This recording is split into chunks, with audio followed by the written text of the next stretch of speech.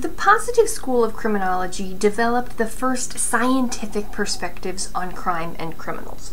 While the emergence of modern scientific thought can be traced to the 1700s, the usual beginning date of the positive school is associated with Lombroso's work in the 1870s. Now, compared to the classical school, the positive school emphasizes empiricism and values scientific expertise.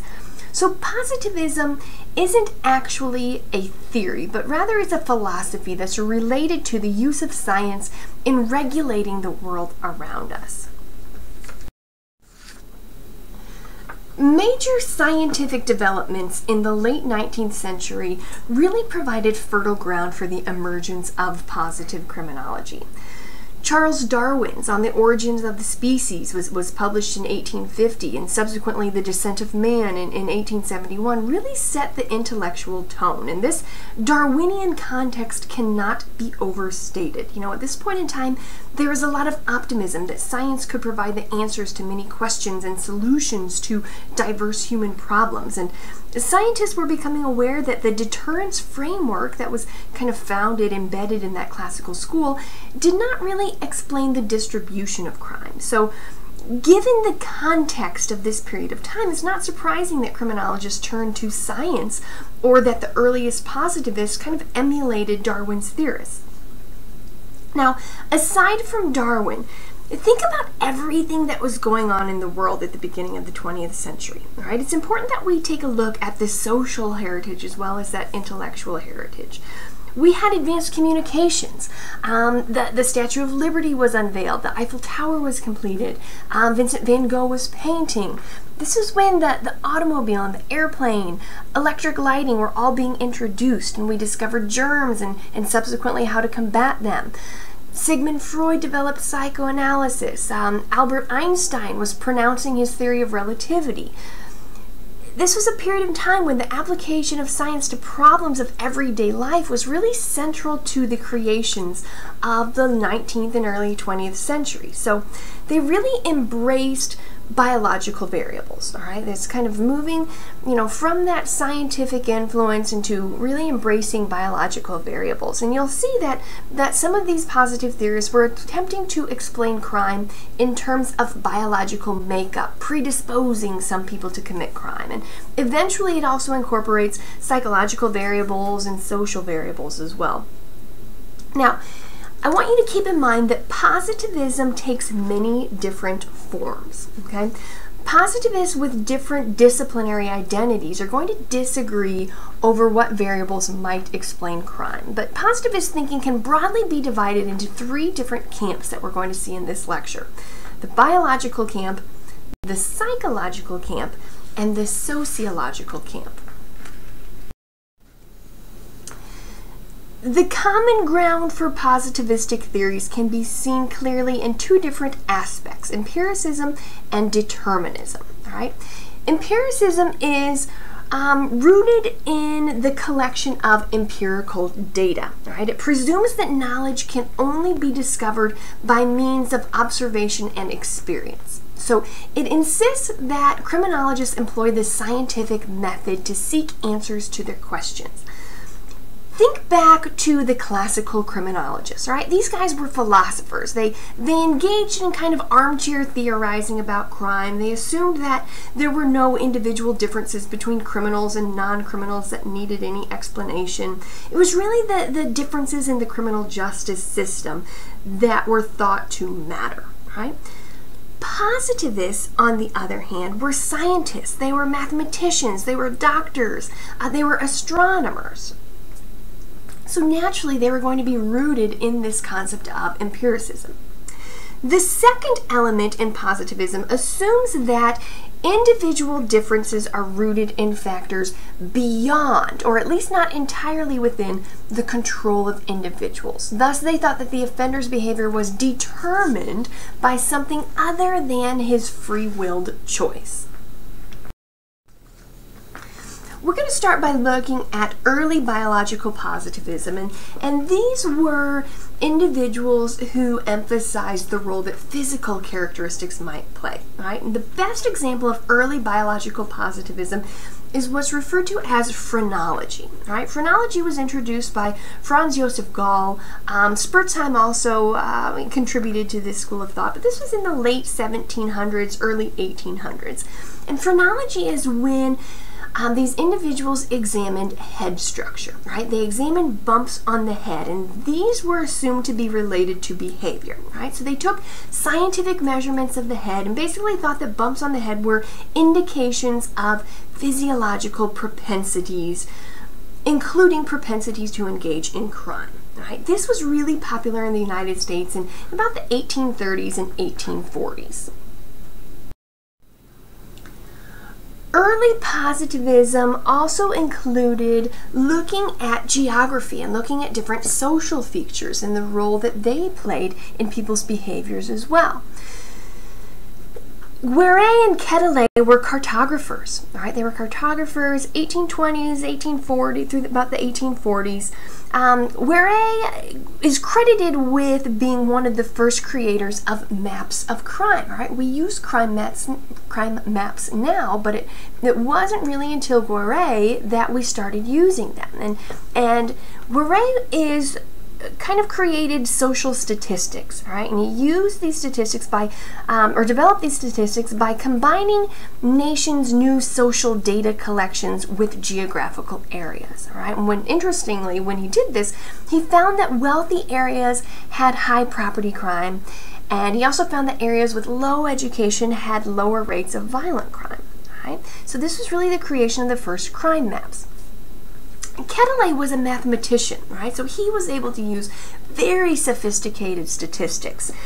Quetelet found that young, poor, male, and unemployed persons were more likely to commit crimes, right? He also found that crimes were less likely to be reported in areas with high poverty and unemployment. So he concluded that crimes were more likely to be committed by poor and unemployed against wealthy and educated persons. And so he was really the first person to say that inequality was really important. He felt that the poor were drawn into wealthier areas to commit crime. Again, he was a statistician, and so he used probability theory, he used advanced statistics to create kind of this average person from social data and matched that person to geographical areas, right? And so what this early positivist focus on geography and social features did was it demonstrated the rates of crime for various areas and for various seasons and climates and so on. And it described for the first time the age and sex characteristics of the people who were engaging in crime. Early positivism also focused on social factors, right? This is largely attributed to Comte. Comte was the founder of positivist philosophy. He's also the founder of sociology, right? He was a French sociologist, right? This is in 1830s through about the 1850s, and he introduced this social approach to looking at crime. He argued that we can have no real knowledge of social phenomenon unless it was based on this positivist scientific approach. And so he developed this method of study that had testable hypotheses. He used comparative methods. He classified different societies, and he had this very systematic approach to social history and used that to understand, try to make sense of behavior, including criminal behavior.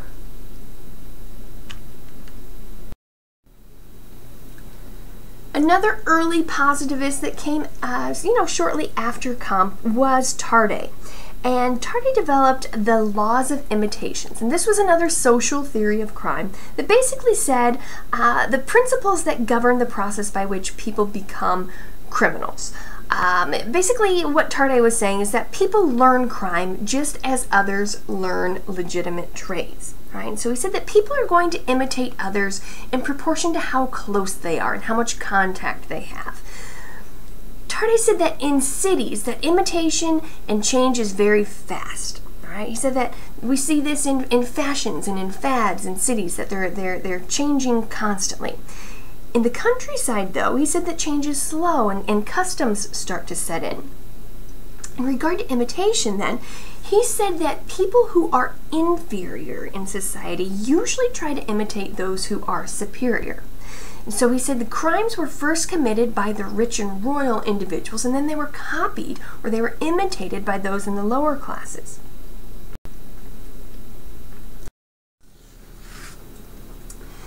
Emile Durkheim. We'll discuss Durkheim more later on in this course, but Durkheim was a French philosopher, one of the first sociologists. He was working late 1800s, early 1900s, and sociology was new, this new positivist field.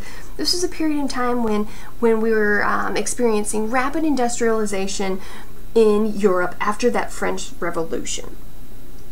Durkheim believed that an individual was the product of the society in which he or she was residing. Right? He saw society as evolving and refined this term anomie, which we'll be talking about in detail, I think in chapter 6. But basically, Durkheim said there's this concept of anomie, which basically means normlessness. And so he said when there's a breakdown in social norms, there's a breakdown of society, then we have this anomie, we have this normlessness, and that's a threat to social control. Societies that are experiencing anomie, he said, are going to be experiencing higher crime rates. So again, this is a more social approach to understanding crime. Durkheim's work's really interesting because he also looked at how this instability leads to suicide, and said that suicide rates tend to increase in times of rapid economic growth, and that we see more suicides in the middle and in the upper classes. We are going to be paying special attention to the Italian positivists and the impact that they had on the positive school. This is usually considered 1870s through about the 1920s. This is usually considered the beginnings of criminological positivism, focusing especially on ideas related to crime. We'll start by examining biology. The early history of biological positivism begins with the works of Lombroso, and he's credited with founding kind of the criminological branch of positivism. Now, again, Lombroso's work is really a logical extension of the intellectual thought of his time. He followed Darwin's model, and he also built on the earlier works of others who addressed crime within a biological framework. Gall, for example, Franz Joseph Gall, with his phrenology, kind of popularized phrenology and by associating criminality with abnormalities in the brain that he thought could be identified by feeling for bumps in the skull. This was very influential on Lombroso. What Lombroso did was maintain that humans demonstrate different levels of biological development, right? He was trained in the medical science. He was a physician and a neuropsychiatrist, and so he used scientific methodology to study criminals, primarily gathering physiological information. And what Lombroso did was he said that certain characteristics marked an atavistic person. Right? An atavistic person was a person who was possessing qualities of more primitive ancestors. They were kind of throwbacks. They were biological throwbacks. These physical inferiorities characterized what Lombroso called the born criminal. Right? People who Lombroso viewed as born criminals were not thought to be able to be stopped from their natural tendencies to be antisocial. Right? He said that about 1/3 of the law-breaking population were born criminals, and the other 2/3 were what he referred to as criminaloids. All right? The criminaloids were the more minor offenders. Lombroso also reported that criminals manifest traits of sensory impairment. He said that they had a lack of moral sense, particularly the absence of remorse. He said they were also the individuals who were using slang phrases, and that it was these individuals with sensory impairments who had tattoos. So I want to spend some time focusing on Lombroso's concept of criminals as being atavists. All right, again, an atavist was considered to be a throwback to a primitive man, and this concept contributed to his idea of the born criminal. Now, The atavist concept was developed from evidence from the new field of anthropology, which produced reports on primitive people and their social structures. They were seen as not being as advanced or not being as civilized as Europeans. And now this evidence was primarily from reporting of untrained colonial ambassadors and missionaries who saw not differences but inferiority. Right? So what Lombroso did was he studied and measured criminals in prison. The list on your screen offers a brief example of kind of that wide range of characteristics that were set forth by Lombroso to identify atavistic criminals. And again, this was in about 1911. So again, it's important to keep that social and intellectual context in consideration when we're examining this idea of atavistic anomalies. Sometimes they're called the atavistic stigmata. Lombroso was also probably the first to look at female offenders. At this point in time, the overwhelming majority of theories that attempted to explain the behavior was that of males. There were few facts, there were very few ideas about female offenders.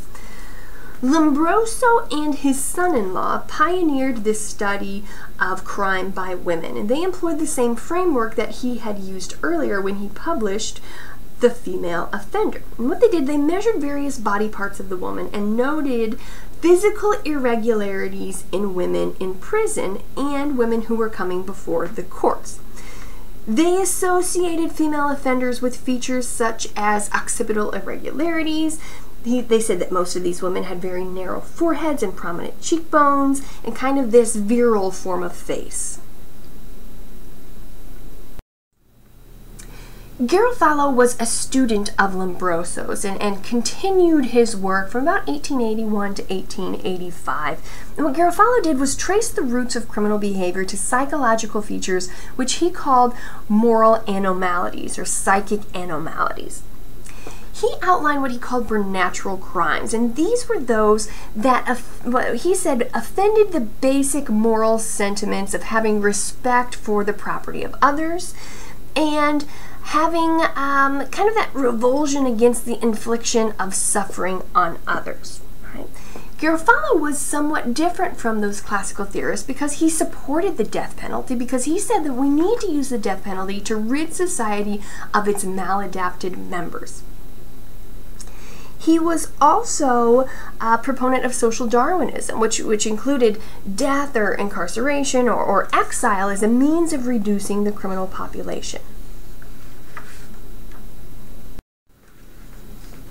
Ferri was also a student of Lombroso. He's probably the best known of Lombroso's associates. Ferri really attacked the classical doctrine of free will. He was more interested in controlling crime through preventative measures, such as he advocated the state control of weapons. He was a big proponent of inexpensive housing and better street lining. And basically what Ferri was saying is that criminality is a combination of social and economic and political determinants which were going to combined yield this predisposition toward crime. He developed the law of criminal saturation. He wrote homicide with this kind of fourfold classification of identifying individuals as being insane, being born criminals, again, that influence of Lombroso there, the occasional criminal, and crimes of passion. And again, Ferri also was really important that he was arguing for crime prevention rather than punishment. And how can we in society try and prevent these crimes from happening? Post-Italian biological work started moving beyond this idea of atavism and started looking at other factors as well. H. Goddard was writing and theorizing in the early 1900s. All right, this was about 3 decades after Lombroso's The Criminal Man was published, and he was starting to question Lombroso's theory of atavism. All right, it became clear that there was more involved in criminality than just the way someone looked. And he said maybe we need to start looking at some of the psychological aspects of individuals. And so he started looking at intelligence. Goddard used IQ testing to examine immigrants who were entering the United States. He assumed that intelligence was passed from generation to generation. So he thought that we inherited our intelligence from our parents. He labeled individuals with low IQ as being feeble-minded. Right? This actually became a technical scientific term, meaning those who had below average levels of intelligence. Goddard extended this to different levels of feeble-mindedness. Right? He said that we had morons, we had imbeciles, and we had idiots. It was the idiots who were the lowest level of intelligence. Now, he said that the biggest threat to the progress of humanity were the morons. Right? He said that we shouldn't worry about the lowest group. We shouldn't worry about the idiots because the idiot's going to be the person who's least likely to reproduce, and so they're going to be less likely to populate society with other idiots. Morons, on the other hand, is a greater problem because they're smart enough to reproduce, and so therefore they're going to be producing more and more morons. Goddard advocated the use of eugenics. Right? Eugenics were policies to improve the human race via discriminatory control over reproduction. Right? So what Goddard did is develop a formula that was actually used by the United States government to deport those who were mentally deficient. He also used this formula to incarcerate and forcibly sterilize individuals who were determined to be feeble-minded. Right? Females were the primary individuals who were sterilized in the United States based on their intelligence test scores. Now again, because he believed feeble-mindedness was passed on from generation to generation, he thought it was going to result in offspring who are also feeble-minded. So the U.S. government was on board with this, and they sterilized individuals based on the IQ scores of their parents. Right? So if your parents were determined to be feeble-minded, the U.S. government would forcibly sterilize the offspring of those feeble-minded individuals. A case actually went to the U.S. Supreme Court, and the court upheld the use of sterilization for the purposes of limiting reproduction among these individuals. Now, obviously, these sterilizations, the deportations, these incarcerations based on IQ scores alone are a pretty embarrassing episode in our history. With that said, there has been some more recent research that shows that the IQ of delinquents or criminals is, in fact, slightly below the score of non-criminals, about 10% below the score of non-criminals.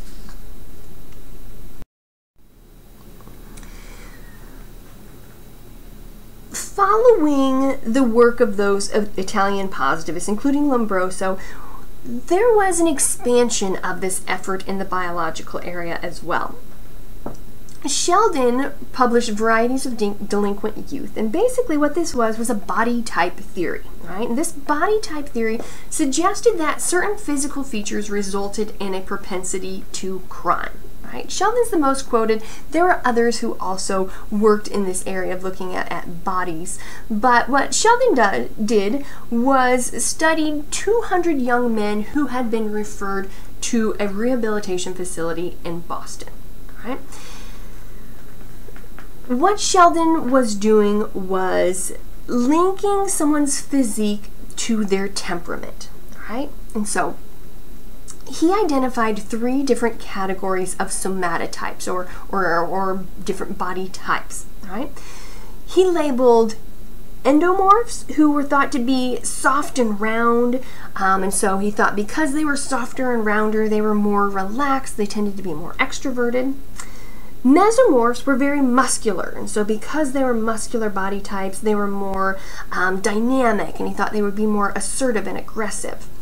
And then the ectomorph is someone who's lean and fragile and somewhat delicate, and he saw these individuals as being sickly and weak and tending to be more introverted. So he said that specific temperaments were associated with each body type.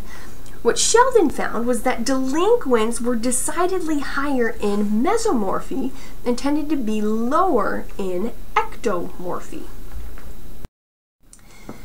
Here's some examples, some illustrations. Again, the endomorph has a softer build, fatter build. He thought they were more relaxed, more jovial, more extroverted.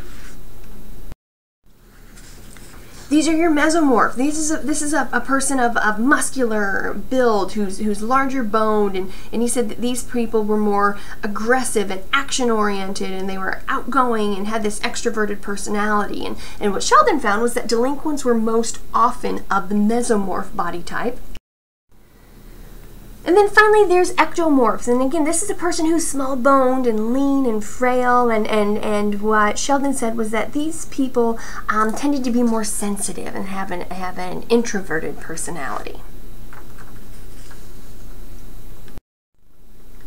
Sheldon and Eleanor Gluck continued this idea of looking at somatotypes, and their study was a bit more advanced because they studied 500 delinquents over time, what we refer to as a longitudinal study.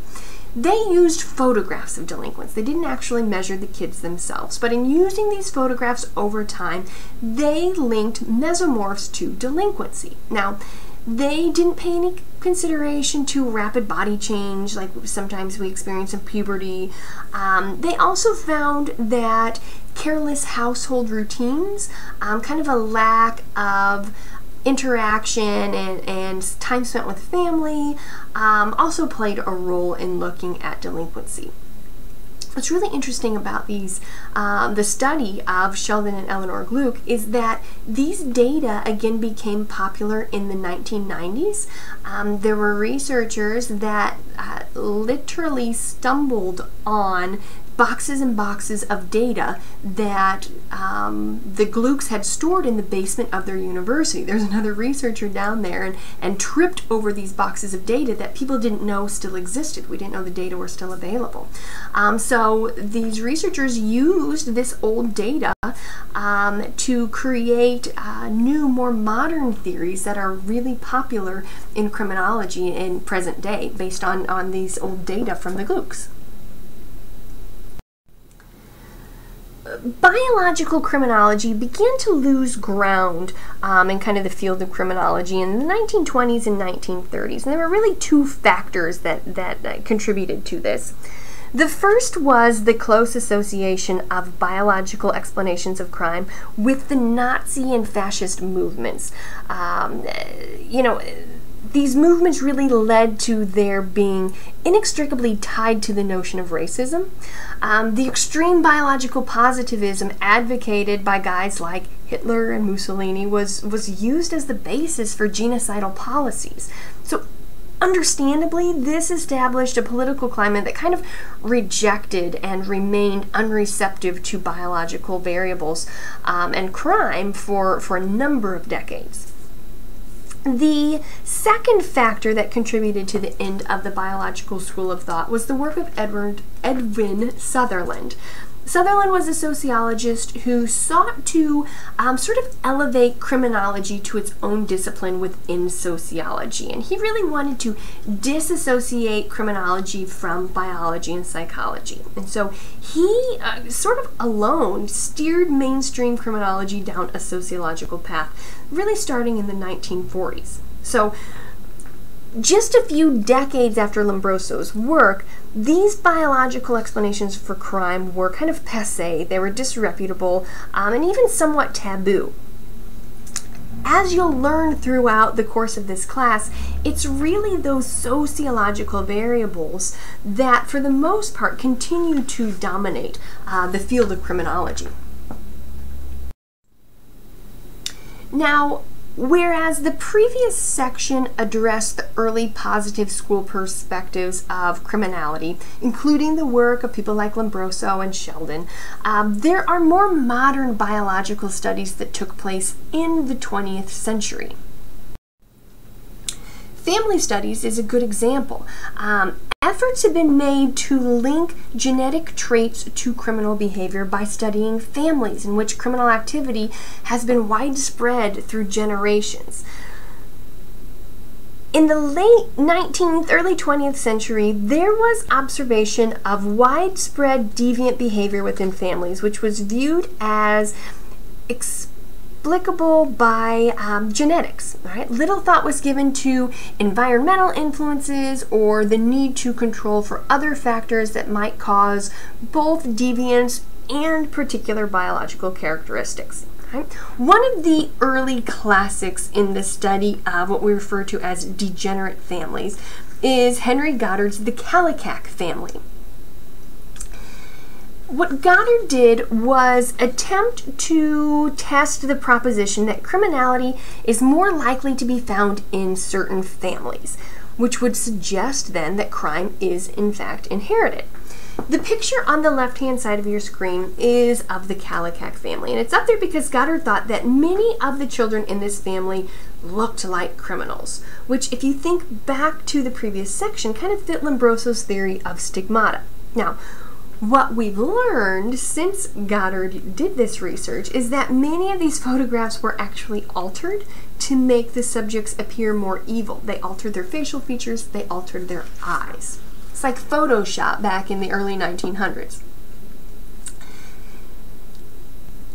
The example on the right is of the Jukes. This was a study that was conducted by Richard Dugdale.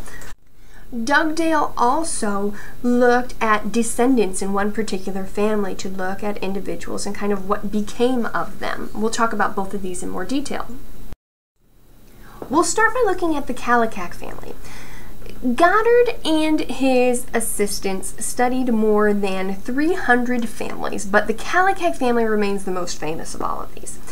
What they did was trace two lineages of Martin Kallikak, who was the member of an upstanding family. Right? Kallikak was a militiaman during the American Revolution, and at that time he met a feeble-minded girl with whom he had the short tryst that resulted in the birth of an illegitimate son. This son was given his father's name, and so by being given his father's name, he was handed down to posterity the father's name, but had the mother's mental capacity, so she was also feeble-minded. All right? Father's name, mother's mental capacity. What Goddard and his assistants discovered was that the kind of, quote, bad strain of the Kallikak family descended from that line. All right? Kallikak later married a respectable Quakeress and yielded generations of kind of society's finest citizens. And so Goddard believed that the stark difference in the two branches of the family was due entirely to the different genetic input from the women. So to give you an idea of what Goddard did, this is a chart that is representative of the family trees Goddard included in his study. The circles you see represent females and the squares are males. He used the captions, the N's, the capital N's you see standard for normal. F was feeble-minded. You'll see some SX up there in that bottom row. SX meant that they were sexually immoral. The A you see up there in the bottom row, that was for alcoholic. The lowercase d that you see over on the far right-hand side of the screen meant the individual died of infancy, and so on. And so he created very similar family trees to represent the histories of various branches of the good and bad families. And you can see from Goddard's family tree here, he sees that, from the lawful wife, very large family with no problems. The offspring of the feeble-minded relationship, however, resulted in a variety of different problems. Right? Again, Goddard said this was solely due to the fact that the mother in this situation was feeble-minded. So Goddard was able to trace 480 descendants from the bad union. All right? And what he found with that bad union, again, the Kallikak and the feeble-minded girl, he was able to trace these descendants and find out that there were 36 illegitimate children, 33 prostitutes, 24 alcoholics, and so on. Right? When he traced the 496 dependents from Martin's marriage to a respectable woman from a good family, they were all described as normal except for 2 alcoholics and 1 person who was said to be sexually promiscuous. The problem with this study, of course, is that it proclaims the significance of heredity as the cause of the problems, but it's really unable to separate nature from nurture. right? He failed to note other circumstances. He failed to note, for example, environment. Good homes versus bad homes, wealth versus poverty, opportunity versus lacks of opportunities played a dynamic role, but weren't taken into consideration. But regardless of the accuracy of these data, this research had a very, very powerful effect, right? His book was enormously popular. It actually became a bestseller. I read once that there was talk of turning this book into a Broadway play. So you can see this study was very, very popular, and it ended up being this landmark event for the eugenics movement. And it contributed to this environment in which compulsory sterilization laws ended up being passed in 30 states. Right? Again, Goddard believed that feeble-mindedness was dangerous to society and were the principal cause of many social problems. While Goddard himself was hesitant to support compulsory sterilization, he did suggest that colonies needed to be built where we could segregate the feeble-minded. But this study still had consequences. This study was widely popular at a time when America was experiencing this large influx of immigrants from Europe. Goddard was actually invited by the government to go to Ellis Island to help detect the feeble-minded in that immigrant population. He asserted that most of the Ellis Island immigrants were mentally deficient, and many immigrants ended up being turned away and sent back to Europe based on Goddard's kind of diagnosis. His book was also printed in Germany in 1914 and then reprinted in 1933. This was just shortly after the Nazis came to power. Right? Think of the impact of this. Goddard didn't intend for his book to be connected with Hitler, Nazism, or the Holocaust, but nonetheless, it helped to paint this kind of rather negative picture that many people still hold of Goddard and the work that he did. As I mentioned earlier, another widely cited early study of family history is Richard Dugdale's study of the Jukes. Dugdale began his work with Ada Jukes, right? This is a fictitious name, but it started with Ada Jukes and located more than 1,000 of her descendants. And included in these descendants were 140 criminals, 280 paupers, 40 persons with venereal disease, and other kind of assorted deviants. So in short, the name of the Jukes, like the Kallikaks, has kind of lived in infamy for generations. Again, we now know that the work was ideologically driven to kind of bolster the views of the eugenics movement that was kind of a craze in the early 1900s. Dugdale's work was often misrepresented, though, as purely supporting a biological explanation for the Jukes' deviance. Data were knowingly misrepresented. For example, it wasn't reported that some of the Jukes lineage went on to become lawyers, real estate brokers, and kind of fulfilled these other respectable roles. It also wasn't reported that Ada Jukes' husband was a descendant of a governor. Again, though, kind of despite these methodological problems of both Goddard and Dugdale, we can conclude that criminality is indeed more common in some families. There's never really been a study to show otherwise. However, we cannot show this to be a product of heredity or genetics, as individuals from the same family are also a product of a similar environment. So these studies did very little to kind of settle the nature versus nurture debate in predicting criminality.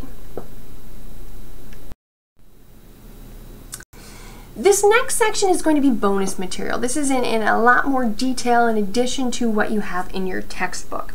I include this because the previous section addressed the early positivist school perspectives of criminality, including Lombroso and Sheldon and Goddard. This section, though, this bonus material section, focuses on more modern biological studies that took place in the 20th century. We're going to start with early family studies that focused on that nature versus nurture debate and attempted to kind of understand what exactly is the influence of genetics and environment in criminality. These studies, you'll see, place more of a biological emphasis on offending and focused on crime within families. They're going to look at twins and if there's a difference in criminal offending in twins. They're also going to look at adopted children and looking at those children, comparing their biological versus adoptive families' criminality. We're also going to take a look at the influence of a variety of physiological factors, things like hormones and aspects of the nervous system. And what you'll see in this section is that there's really consistent evidence that's been found for an interaction between both physiological and environmental factors. All right, so kind of put differently, while we see numerous physiological distinctions between offenders and non-offenders, these differences are going to be most evident when these factors are combined with social factors, such as being raised in a poor, disadvantaged environment.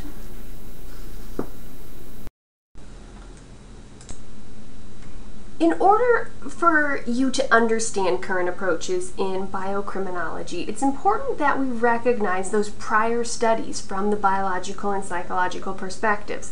Again, we talked about this last week. I can't stress enough how the family pedigree studies, such as those of the Jukes and the Kallikaks, fueled that eugenics movement that blossomed in the late 19th and early 20th centuries.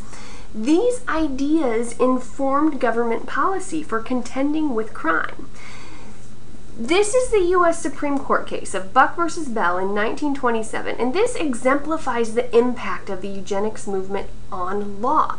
Justice Oliver Wendell Holmes ruled that the state of Virginia had the authority to administer involuntary surgical sterilization on those feeble-minded and other unfit persons if it was deemed to be in the best interest of society.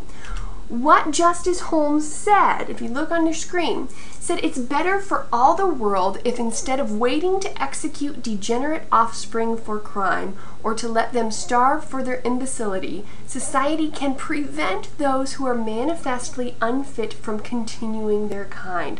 3 generations of imbeciles is enough. This law that permitted involuntary sterilization of humans continued in Virginia until 1974, right?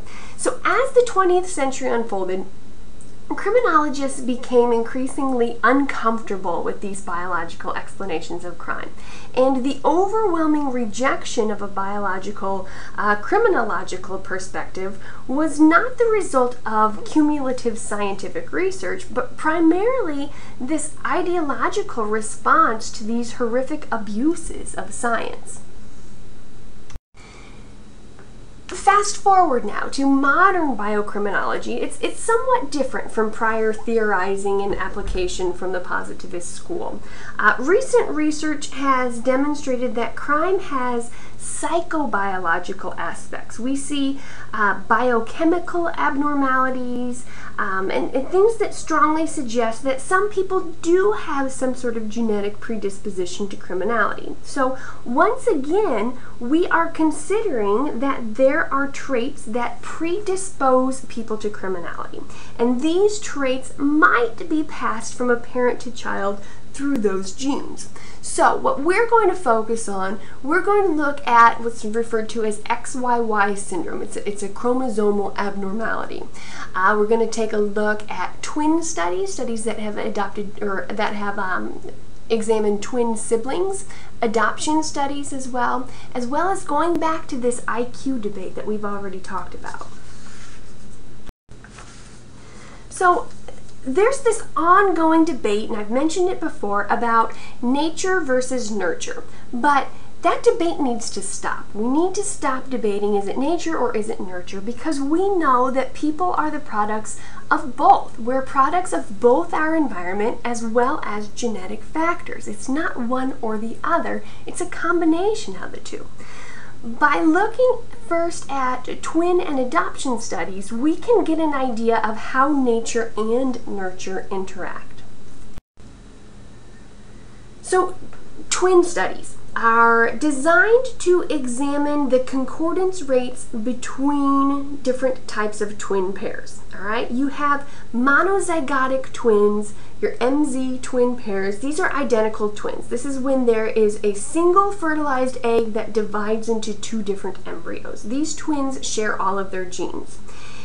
And then there's the other type of twins, which is the dizygotic twin pairs. These twins share half of their genes. All right, so what twin studies do, we compare those identical twins versus twins that share only about half of their genes and compare them regarding delinquency. All right, now we look at twins because for the most part, both the pre and the postnatal family environments are going to be the same for twins. I mentioned concordance rates. Concordance is a count based on whether two people share a certain trait. So what we're looking at is the presence or the lack of criminal offending. So if one twin is an offender, we look to see if the other is also an offender. If the other twin is an offender, then it would be concordant. If both are non-offenders, this is also concordant because they both lack the trait. If one is a criminal offender and the other is not a criminal offender, this would be discordant. Right? So twin studies were conducted with the assumption that any significant difference in concordance can be attributed to, the 100% similarity of genetic makeup of the monozygotic twins versus the only 50% similarity of the dizygotic twins. Now, if genetics were to play a major role in determining criminality, it would be expected then that those monozygotic twins would have a significantly higher concordance rates for being criminal offenders than would the dizygotic twins. So we conducted this research, and these twin studies were performed until about the mid-1900s, and the results clearly showed that identical twins had far higher concordance rates than did fraternal twins. Most studies showed twice as much concordance for those identical twins. Now, the major criticism of these studies was that identical twins look almost exactly alike. But their parents also typically dress them the same way, and their parents are, they treat their children the same way in public, and they're expected to behave in a very similar way. The same isn't always true for fraternal twins. They often look different, they act differently, their parents treat them differently, they can be different genders even. Okay, so because of this, one of the criticisms was that, it was argued that the higher concordance rate among identical twins could possibly have been due to the extremely similar way that they were treated or expected to behave by society. We found out that these criticisms were valid, so, like we typically do, we moved on to another methodological approach for examining this nature versus nurture debate. That new approach were adoption studies. All right? What adoption studies did were separate the influence of inherited traits from environmental conditions through studying infants that were separated at birth from their natural parents. These studies examined the predictive influence of the biological parents versus that of the adoptive parents. Right? The most notable of these adoption studies was done by Mednick and his colleagues, and what these researchers did was examine male children born in Copenhagen between, I believe it was 1927 and 1941, and all of these children were adopted very early in life. Now, this study, as well as virtually all others that have looked at adoptees, found that the highest predictability for future criminality was found for adopted youth who had both biological parents and adoptive parents who were convicted criminals. Mednick also found that the criminality of biological parents had a far greater predictive effect on future criminality of the offspring or of the children than did the criminality of the adoptive parents. Right? So not surprisingly, the adoptive children with no parental criminality were the least likely to commit crimes. The adopted children who both biological and adoptive parents had criminality were had the greatest likelihood of becoming criminal. But we also found then that of those adoptees whose biological parents were criminal, they were more likely to be criminal than those whose adoptive parents were criminal. So it's because of these findings that we started to move away from that nature versus nurture debate and to really begin to adopt this nature via nurture argument. This supports the idea that it's both biological and environmental. Both biological factors and environmental factors were found to contribute to the future criminality of youth. As in research, there was criticism of adoptive studies, and the most notable was that agencies placed children with adoptive families that were similar in terms of demographics and background to their biological parents. And so the argument was that this could bias the results of these studies. So recent analyses took this into consideration and concluded that children's biological parents still had more influence on their criminality than the adoptive parents who raised them from infancy into adulthood. Still, though, there was enough criticism to generate another wave of research. And this wave of research looked at identical twins who had been separated at birth. Right? The most notable of these studies was conducted by the University of Minnesota. And the results showed that twin pairs often showed extremely similar tendencies for criminality, sometimes even more so than in concordance rates for identical twins who were raised together. Right? So this really, think about this for a minute. This really supports the profound influence of genetics and of heredity. This was demonstrated, in these situations where separated identical twins who never knew that they had a twin and were raised in very different circumstances had similar concordance rates, or even more similar concordance rates, than identical twins who had been raised together. So you might be asking, how is this possible? How is it possible for them to have even more similar concordance rates than those who were raised together? And to be honest, we don't know. We don't know for certain, but the leading theory is that identical twins who are raised together might actually go out of their way to deviate from their natural tendencies to form an identity, separate from that identical twin. Regardless, we do know that genetics has a significant impact on human behavior, including criminality. So now let's look back. Let's look back at these different waves of family studies. The best conclusion that can be made is that genetics and heredity both have a significant impact on criminality. All right? We cannot argue that anymore. But environment simply can't account for all of this consistency, all of these consistent results in this research. And it seems like biological rather than environmental factors tend to have the most influence on the criminality of individuals. But I must emphasize that there's an important interaction between nature and nurture. Okay, remember that nature via nurture? There's this interplay between someone's biology and someone's environment, and it's that interplay between the two that research is showing us now that is most strongly determines subsequent human behavior.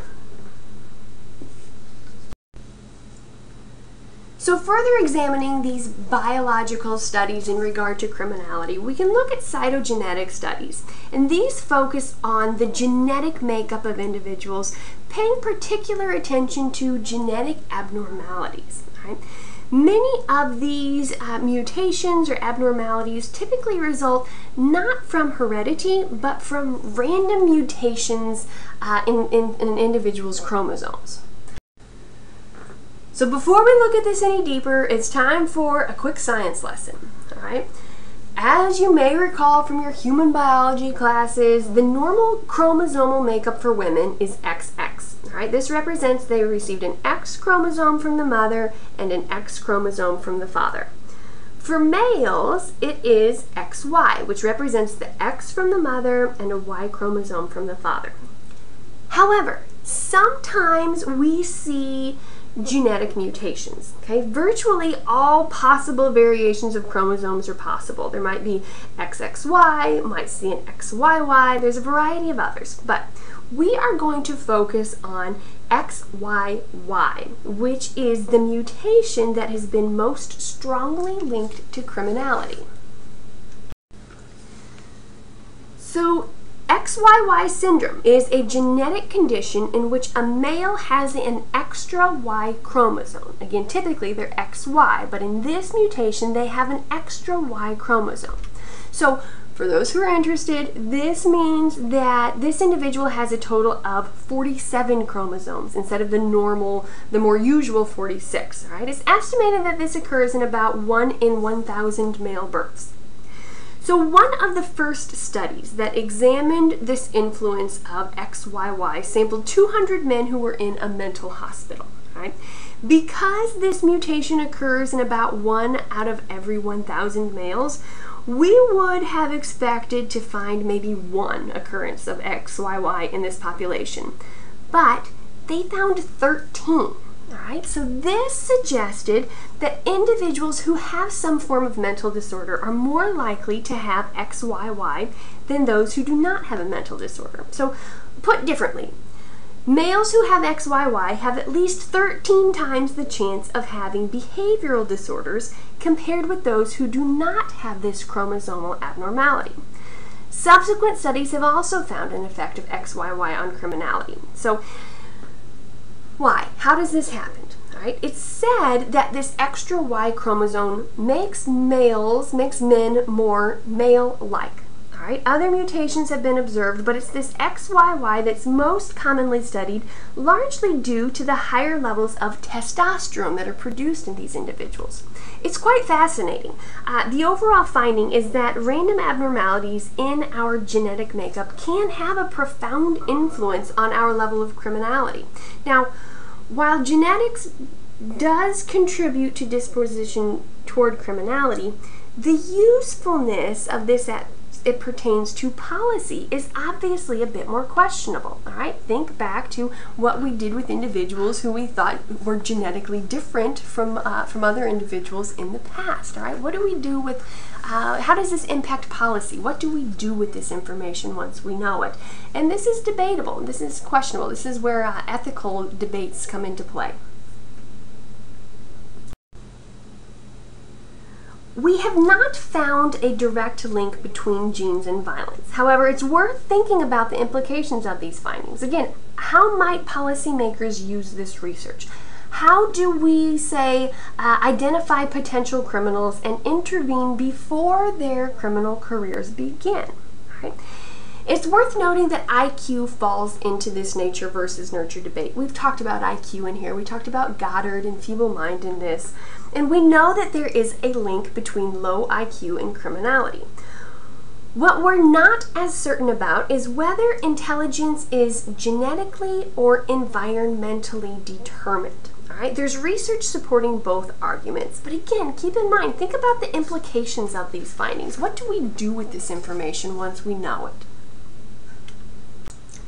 There are various chemicals in the brain and the rest of the body that determine how we think and perceive and react to various stimuli. Your textbook addresses food allergies, for example. Food allergies can cause irritability, can cause hyperactivity and agitation, which are obviously linked to criminality. The textbook also mentions diet. Diets that are high in sugar and carbohydrates, as well as the diets that are lacking in certain vitamins and nutrients, and consuming excessive food additives have all been linked to criminality, so these are biochemical factors as well. Hypoglycemia, the level of sugar in your blood, all right? If it falls below an acceptable range, one is considered to be hypoglycemic. This has also been linked to crime, including violent crime. And more commonly, hormones such as testosterone and estrogen carry signals to the body as they're released from certain glands and certain structures, and we're going to talk more about hormones and the role that they might play in criminality. Some studies have shown that excessive testosterone, for example, when someone has excessive testosterone in his body, this has consistently been linked to criminal or aggressive behavior. We even see this early in life in children. Children who have higher levels of testosterone tend to be more aggressive, and we see this increased risk-taking behavior. Now, these high levels of testosterone tend to kind of masculinize the brain towards this risk-taking behavior. These high levels of testosterone also enhance seeking of sensory stimulation, and we also see individuals with higher levels of testosterone having lower levels of empathy, right?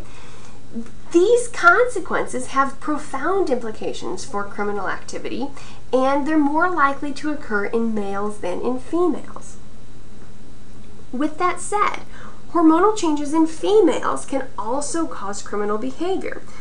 Students usually find this amusing. There have been studies that show that a high proportion of females in prison for violent crimes committed those crimes during their premenstrual cycle. Right? This is a time when women experience high levels of hormones that make them more kind of, quote, male-like during that time. They have relatively low levels of estrogen as compared to progesterone. And again, we see that a higher proportion of females are incarcerated for violent crimes that were committed during this premenstrual cycle when their estrogen levels are lower.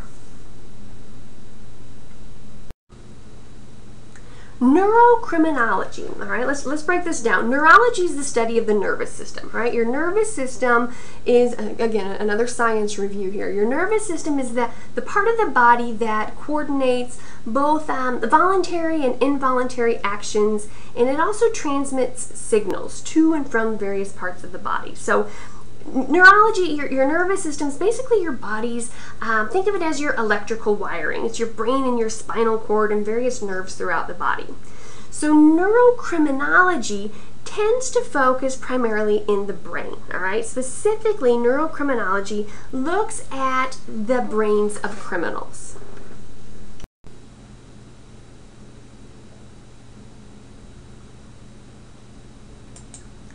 Neurocriminology is a relatively new field, but has really been advanced by technology and brain imaging. MRIs and PET scan technologies have really given researchers new insight into the brains of criminals. And we're seeing that the brain functioning of violent criminals is different, right? The brains and what they look like and how they function is going to be different for these offenders than they are for non-offenders. Neurocriminology has also been doing extensive research on minimal brain dysfunction. Right? This is a neurodevelopmental disorder that's found in about 20%, 1 in 5 children. And it's characterized by immaturity involving control of activity and emotions and behavior. And we also see it characterized by specific learning disabilities involving communication skills that are needed for reading and writing and mathematics in children. Most of you probably have not heard this term, minimal brain dysfunction, or MBD, but you have heard of it by its other name, which is ADHD. Attention Deficit Hyperactivity Disorder is another term for minimal brain dysfunction. And research has repeatedly... All right, we're going to shift gears a little bit and look at psychology and criminality.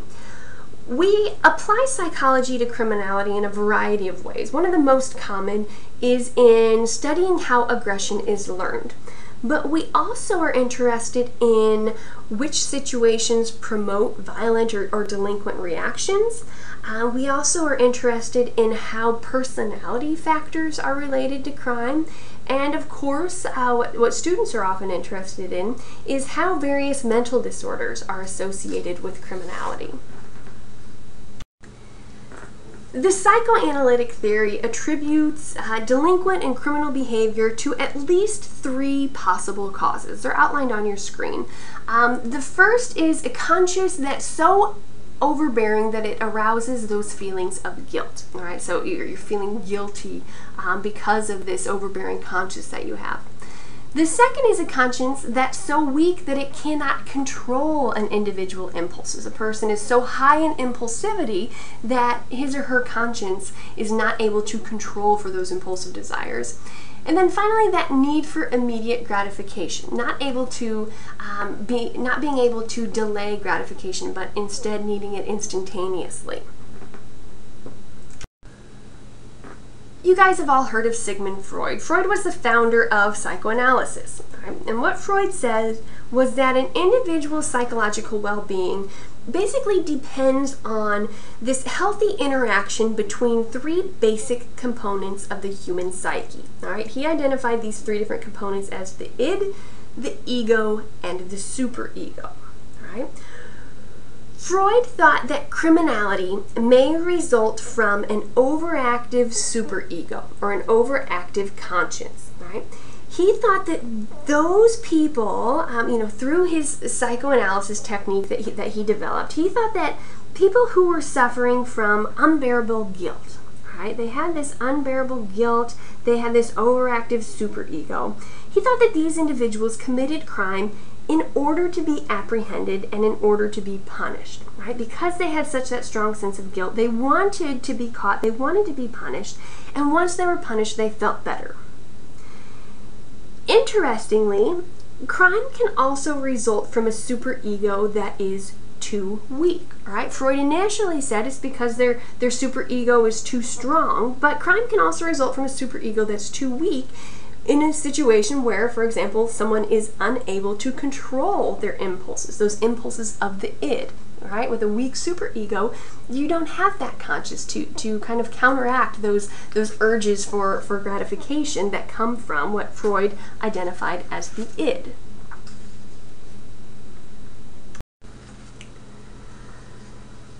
There is an abundance of literature from the field of psychology that examines the relationship between someone's personality and criminality. They've compared personality types of criminals and non-criminals, and we typically find that criminals are more impulsive, they're more hostile, more self-centered, and often more immature than non-criminals. Now, while there are a variety of theories in regard to personality, we are going to focus on just one. Conditioning theory. All right, this theory looks at the relationship between personality and criminality. All right, there's two parts to this theory. Part one, this first claim is that all human personality can be seen in three different dimensions. All right, these are outlined on your screen. All human personality may be seen in three different dimensions. The first is psychoticism, all right? Those who are high on measures of psychoticism are aggressive and egocentric and very, very impulsive. The second dimension is extroversion, all right? Those who are high on measures of extroversion are more sensation-seeking and dominant and more assertive.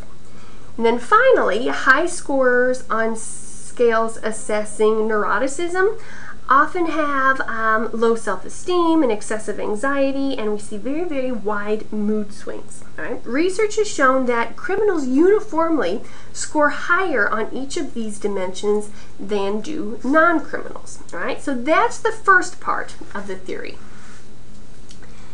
The second part of the theory suggests that we develop a conscience through conditioning. So in other words, we are rewarded for social behavior and we are punished for antisocial behavior, all right? And we see an important difference between individuals, all right? Criminals become conditioned slowly and appear to care little whether their actions bring some sort of disapproval, all right? So from a psychological perspective, we're interested in this. Eisnick furthered this theory by identifying two additional aspects of a criminal's poor conditionability. All right? The first is that extroverts are more difficult to condition than introverts. And so as a result, these individuals have greater difficulty in developing a conscience. All right? We see this in youthful offenders. Youthful offenders score the highest on measures of extroversion. Differences in conditionability are also dependent on certain physiological factors, and the most important factor is what's referred to as cortical arousal. All right, this refers to the activation of the cerebral cortex. All right, your cerebral cortex is the part of the brain that's responsible for processing information from the senses, right? So it makes it responsible for voluntary movements, and your cerebral cortex is what helps us to be able to interact effectively. Low levels of cortical arousal are associated with that poor conditionability. Right? These individuals with low cortical arousal have difficulty in developing a conscience, and they have a need for some sort of additional external stimulation simply because their arousal levels are lower. This is often the section that students are most interested in, looking at mental disorders and crimes. And statistics really vary. It's estimated that anywhere between 20 and 60% of state correctional populations suffer from some sort of mental disorder. The most common are psychopathy, sociopathy, and antisocial personality. Your textbook groups these three together, but they are not the same. These terms cannot be used interchangeably. All right? The Diagnostics and Statistical Manual of the American Psychological Association identifies 6 different personality disorder types. One of those personality disorders is antisocial personality disorder. This is a chronic mental condition in which a person's ways of thinking and perceiving situations and relating to others are dysfunctional and typically destructive as well. All right? These individuals typically have no regard for right and wrong. They typically disregard the feelings of others, and they often violate the law. They're frequently in trouble, and they show very little remorse for their actions. Sociopaths, all right? These are individuals that are, they're generally nervous individuals. They're easily agitated. They're prone to emotional outbursts, including rage, kind of fits of rage. Sociopaths are likely to be uneducated. These individuals typically live on the fringes of society. They're often unable to hold down a steady job, and they find it very difficult, not impossible, but it's very, very difficult for these individuals to form attachments with others. Crimes committed by sociopaths tend to be haphazard and disorganized, and are frequently very, very spontaneous. Psychopaths are unable to form emotional attachments. They do not feel real empathy with others. However, they're often very, very charming. All right, so they appear to be very, very charming, but in reality, they cannot empathize or emotionally attach to others. They're very manipulative. They easily gain trust. Again, they appear to be very, quote, normal. Right? These individuals are, they're able to mimic these emotions without actually feeling them. Right? They're very unsuspecting people because they can mimic these emotions. They're, in contrast to sociopathy, individuals with psychopathy are often well educated. They can hold steady jobs, and also in contrast, crimes that are committed by psychopaths are very carefully planned. They often also have contingency plans in place in case something goes wrong. All right. Because psychopaths lack conscience, they lack empathy, they're very manipulative, they're volatile, which makes them often criminal. All right. Now, psychopaths exhibit antisocial behaviors, but it's really important to point out that not all psychopaths are criminals. All right. While psychopathy is a risk factor for physical aggression, it's not synonymous with it. So not all psychopaths are criminals. All right.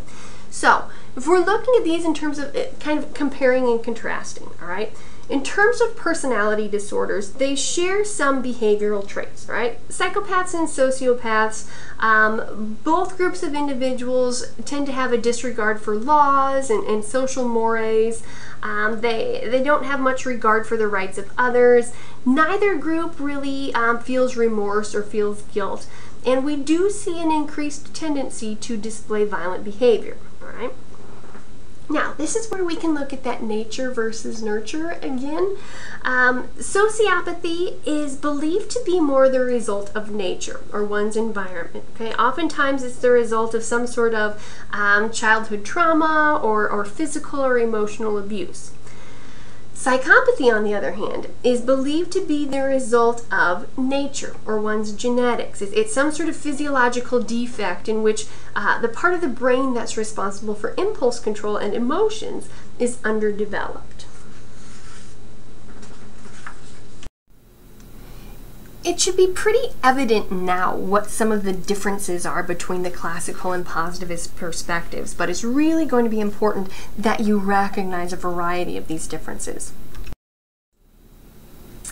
The classical school looked at human beings as being hedonistic and free-willed and rational and morally responsible for their own behavior. And they looked at the justice system as existing because of that social contract. Right? The system exists to protect society and emphasize due process and concern with civil rights and wanted to place restrictions on the justice system. The positive school looked at human beings as being determined. Their behaviors were determined by biological, by psychological, and by their social environment. Right? Because of this, they said that they had no moral responsibility. Because of this, they said that the justice system needed to focus on scientific treatment systems to try to cure what was wrong with them, cure their pathologies, to be able to rehabilitate them. It didn't focus on civil rights. That wasn't of concern. Instead, it was more of a focus on, okay, how do we treat, how do we fix these individuals? The classical school focused on statutory law. They wanted exact specifications of illegal acts. They wanted exact specifications of sanctions that accompanied each of those illegal acts. They looked at sentencing then as having punishment as a means of deterrence, all right? And they wanted sentences to be determinate. Positive school, on the other hand, looked at law as being able to define illegal acts by analogy. They said that scientific experts should determine social harm and what the proper forms of treatment should be. And so, therefore, they said that sentencing should focus on treatment and reform, and that sentences should be indeterminate, all right? They should have variable lengths until the person is cured, and once they're cured, they no longer need to be sentenced or treated or reformed anymore.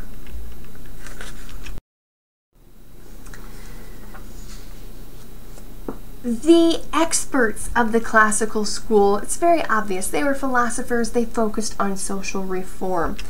Very, very different from the individuals who operated within this positivist realm. These individuals were scientists, and they were experts on not only research, but treatment as well.